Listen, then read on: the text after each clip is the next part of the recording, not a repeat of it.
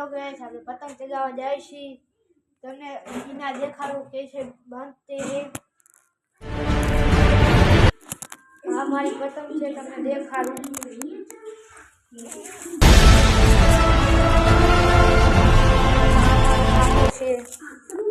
પતંગનો કિના બાંધે દોરો લેતો આવું. 2 મિનિટ ખમો. આ દોરો છે, જોઈ લ્યો તમે. કિના બાંધી બીજો ઢેરો આના અંદર પહેર્યો છે. કાઢી પછી કિના બાંધી તમે જોવો.